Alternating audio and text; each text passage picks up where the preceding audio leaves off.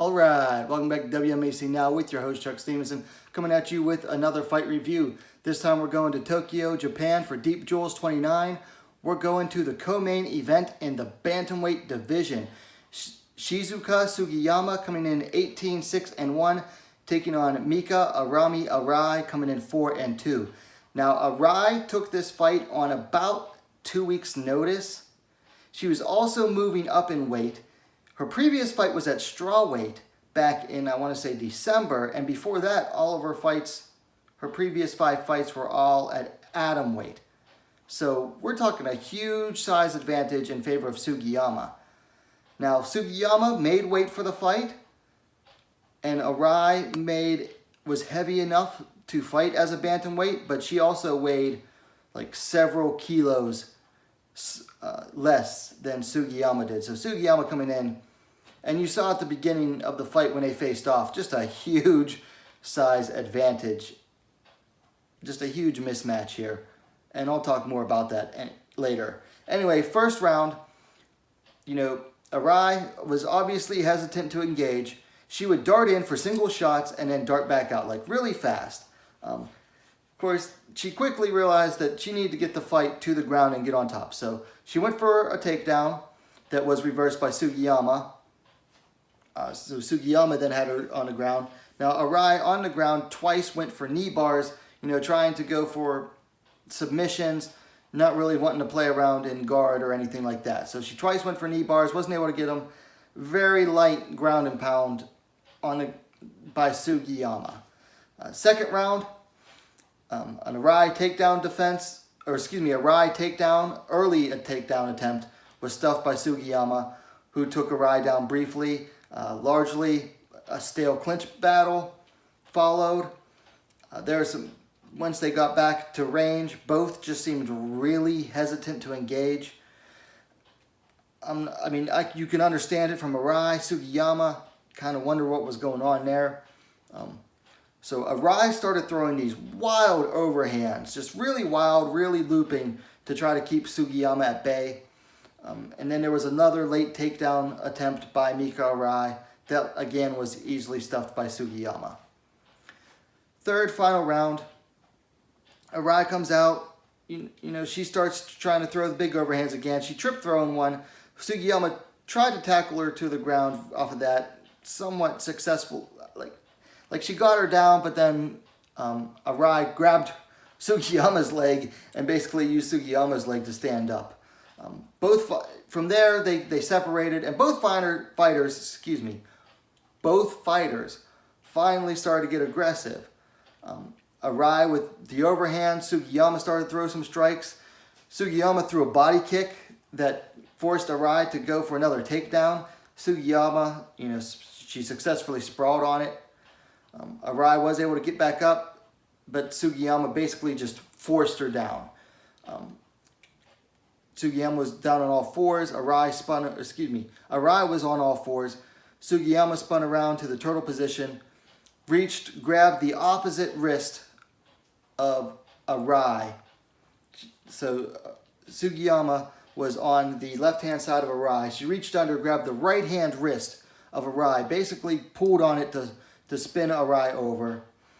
From there, she grabs Arai's left arm, latches on the arm bars, and drops for the armbar, and Arai just immediately taps, giving Shizuka Sugiyama the victory via armbar submission in the third round. I didn't write down the exact time. But basically this fight ended up being what it was supposed to be, I guess. It was an easy win for Sugiyama. They kept her on the card. Sugiyama's original opponent dropped out, and Deep Jewels wanted to keep her on there because Deep Jewels, they had already sold out the event. It was like reduced number of tickets sold, but they sold out. And Sugiyama, she's a big name for Deep Jewels. She has her YouTube channel, and during the pandemic and the quarantine, her subscriber base just really shot up because she was posting videos pretty much daily, a lot of like at-home workout stuff. Has like 20-some thousand subscribers on YouTube, so they were doing whatever they could to keep her on. That said, I was not a fan of this fight at all. Once I actually saw them next to each other, it was just like, oh, this is gross. But, I mean, there's really not a whole lot to say about this fight. Anyway, for things to work on. For Mika Arai, look, she followed the best game plan she could. She was trying to keep Sugiyama off of her with the overhands, and she knew that she had to get the fight to the ground. Her best chance as a wrestler was to get the fight to the ground and get on top. Unfortunately, she was just simply outsized. I mean, that's really all there was to it.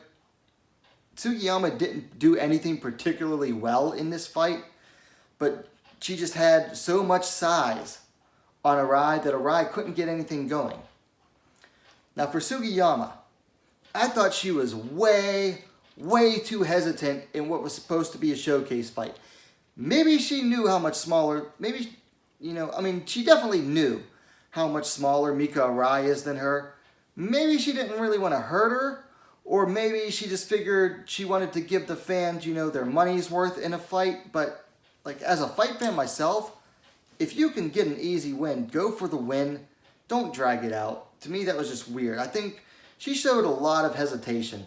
And maybe it's because she didn't just want to hurt an opponent that was much smaller than her, but she honestly did seem like just genuinely hesitant to engage. I don't know. But don't be hesitant in a fight that is obviously a showcase for you. Also, she mostly just muscled her way through everything instead of using proper technique. I did like how she used the opposite, wrist control to spin Arai over. That was kind of nice, but pretty much everything else she did was just out-muscling Arai. Use technique, don't use strength. Like, she knows what she's doing. She just basically muscled her way through everything. So use the technique, don't just rely on your strength. As for fights to make, for Mika Arai, she needs to stop taking fights in bigger weight classes. Get back down to atom weight where you belong. She had a promising start to her career, and now she's lost 2 of her last 3 fights. So she needs to get back down to atom weight and get going. For Sugiyama, she's probably trying to get back to rising, but I think right now, if she can go back down to flyweight, it's now or never. She needs to make a run to try to get signed to an international promotion, Invicta, Bellator, any place overseas that can get her to more money to a wider audience that has a flyweight division. Ryzen really doesn't. So there's no point in her trying to go to Ryzen other than getting to stay in Japan and make money. I think she should go overseas though. So she should go back down to flyweight and try to get overseas.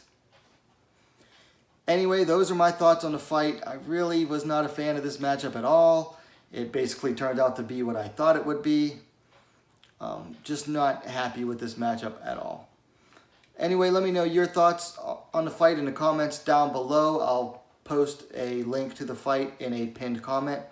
Of course, if you like the video, please like the video. And hey, what are you waiting for? Subscribe to WMMA Now, the most complete women's mixed martial arts dedicated platform on YouTube. Thanks for watching. We'll see you next time.